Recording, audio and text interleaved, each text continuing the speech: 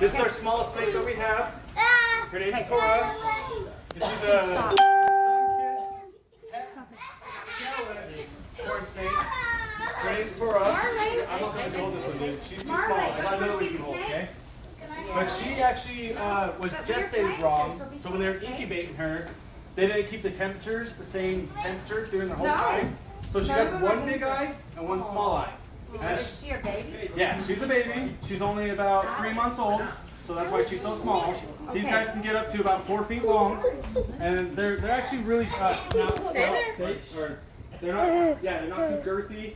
They stay really skinny. They're flighty. They like to move a lot more than ball pythons. But these are really good first starter snakes. They won't bite you at all. They just want to sit on you. And she isn't too hard. This next one I'm pulling out, this one you guys can find in your backyard here in Utah. This is a gopher snake. And these guys are notorious for hissing and bluff striking. So they won't actually try to bite you, but they'll look like they're going to bite you. They'll lunge at you. But this dude, he's been habituated to humans, so he doesn't even care that we hold him. He just doesn't want anyone to be going close to his face like most snakes.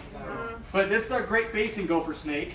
The only reason why we have him is because last year, when we got him, he was no bigger than a worm. And we found him on our back porch, and it was right when it was starting to get ready to cross outside.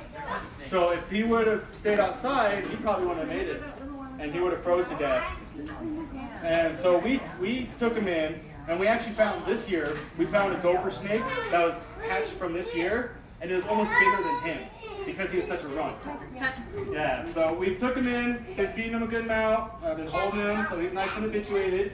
If you want to hold him, dude, you can. He won't hurt you at all. Yeah, you can touch him. And he got killed scales. So normal snakes, their scales are rounded.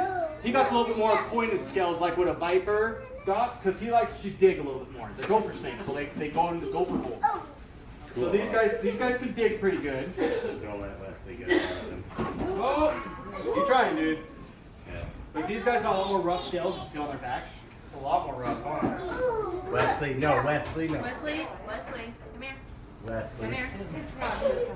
Move, yeah. It's more rough so they can go and move dirt around. And that's what they use their head for. They actually got a big scale on their head that they use as like a shovel. And you can find these in your backyard. They're here everywhere in Utah. And if you come up to any of these guys who are in the wild, all they'll do, hiss at you, and they might strike, but they're not trying to actually bite you. They're just trying to show. Do they not have fangs? They do have, it's not fangs like how like a viper has. They're rows of like really razor sharp. Yeah, they're razor sharp, but they can't really do much to you. It's just like if you got nicked by like a cat scratching you. You can get more messed up from a cat biting you than these guys do. Yeah. The only way that they'll really hurt you is if they bite on you and like start gnawing and moving. But they're not trying to do that. The only reason why they do that is if you're a prey item. And they can judge and gauge on how big of a prey item is if they can handle it or not. So if it's too big, they're going to run away. They either fly than fight. Now if it's something that's smaller, then they'll fight it. And they'll go and try to eat it. Cool. But, Dinner. yeah, that's what they're thinking. But even our biggest snake that we're going to show you guys, he won't even try to attack you guys. He's actually my most tame snake I got. When I try to feed him, it takes a minute for me to convince him to eat the food, and he knows it's food. But his name's Badger because he has black eyes, or black banding over his eyes, so it kind of looks like a badger. So we actually saved him from the wild.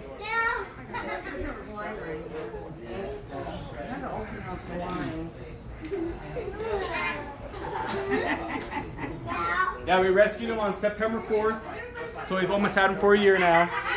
11 months. Yeah. Python, and she gave us a clutch of eggs a few months ago. She's one of our oldest snakes that we have. She's about 10 years old. Her birthday's on August 5th, 2008. Tomorrow? Tomorrow. Yep. Right after my birthday. Uh-huh. It's one of the reasons we chose to bring her. We rescued her on the 19th, and when we rescued her, she was severely underweight. She had mites that were all over her, so they're eating her alive. So when we got her, we had to quarantine her, and we started feeding her pretty good, and we treated her for mites, and we weren't expecting to get a clutch from her, but we actually got a clutch from her this year. Where did you find her? Someone off of Facebook, Travi was trying to get some furniture from her, and she was like, well, I got these snakes that I tried to post them online, no one wants to buy them, so I got a cage, if you want to take them and house them, and more than willing to, then you guys can have them. So that's how we got most of our ball pythons. Our ball pythons and our red-tailed boa we got as a rescue. And all of them were underweight. All of them had severe mite problem. Like if you looked underneath their chin, it was black because there's so many mites. So we had to go and get a bunch of mite treatment, and we treated them for, I think it was 3 months that we treated them. And we cleaned out all their cages. We got cages with them too. It was a nice breeding rack that we got. But we bred her with Mocha, which is he's around the same size as her, but he's a genetic stripe. So he's brown, and he has 2 stripes that go down his back instead of having saddles, because that's what these are called, are saddles. He doesn't have any saddles. Where is he? He's at home. We didn't bring him. We brought one of his offspring. Bring one big ball python, and then we bring the babies of Nagini and Mocha. She is a pastel ball python. She's about the same size as her, but she's a little younger. And she was the one that gave us our first clutch. So here, if you want to hold her, put her on the ball. There you go. Yeah, and she's a lot more smooth, or they call it the ones that are round. Because the keeled scales are the ones that are like what Badger has. But she's a female. She's one of our only 3 female snakes that we have. Oh, no, we got 5 female snakes now. Yes. I forgot. They're keeping. We actually just recently bought Tora because we liked that she was het scaleless. So we could possibly get scaleless babies from her. Did you already show us her? Yeah, Yes. this is Tora, the That orange was the little first baby. one. She's trying to hide behind my neck. Yeah, and that's all they do. Is they just try to go and hide their head. That's all they're going to try to do is hide their head and just chill on you. And she's kind of like Herping ball python. She doesn't really wrap around too much on her tail. She'll just let herself fall. It's kind of funny.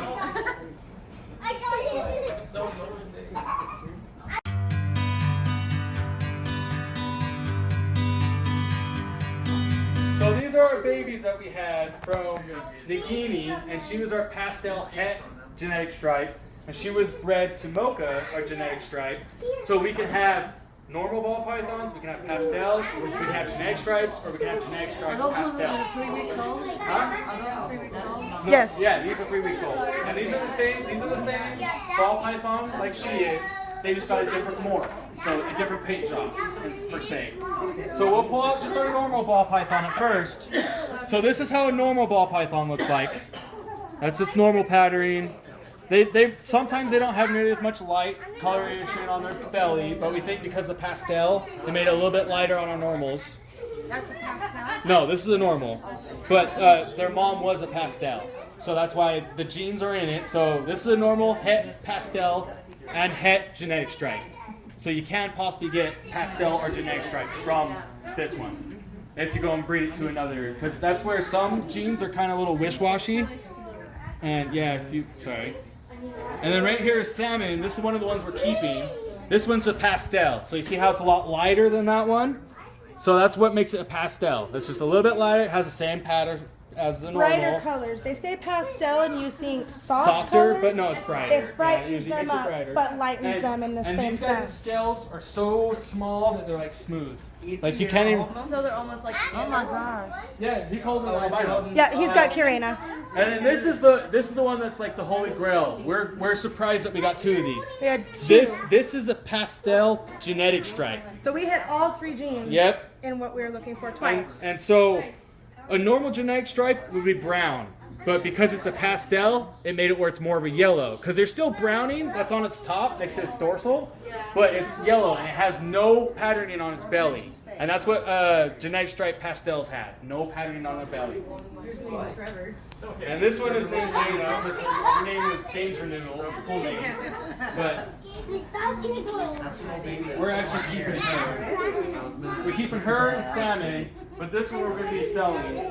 So this one's up for sale. Here, I'm going to let someone else hold it. This is a baby. It's a lot different. Talk to the woman. Billy.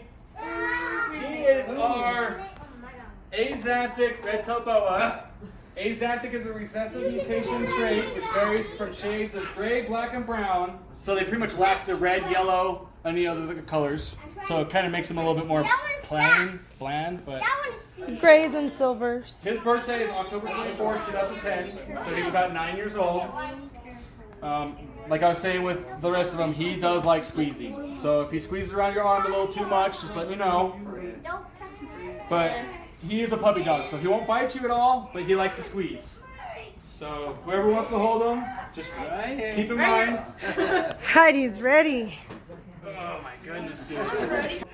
All right, now what? And he was just like the Just rest of let him the go. snakes. When I first got him, Just make he sure was you're holding him underweight. up. He had a bunch of mites on him. He'll wrap He was around in too you. small cage. They didn't give him moisture, so Was he he has. from those same people? Yeah, it's from the same people. So he has an RI. He has a respiratory infection. So you right, might Kara. hear every once in You a want me to while. take him?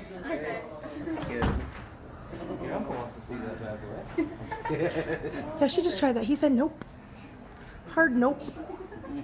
I remember I screwed up and brought Monty out and went to show Jody and everybody. Where you going? She freaked. I was like, I did not know it was that bad. And that's what he's gonna do. Is he's gonna go and find a high spot. That's what he always does. And he loves giving kisses. He's not gonna do nothing to you. These are blessings, you know what I mean, compared to the Yeah, I still think it's funny, but Come on, does it make you fluffy? He won't hurt you at all. You want me to grab his back end or? well, I'm more afraid of the face. He won't hurt you at all. You sure? You can tell. He loves kisses. He's totally calm. You're a pretty one. I don't really like red tails that much.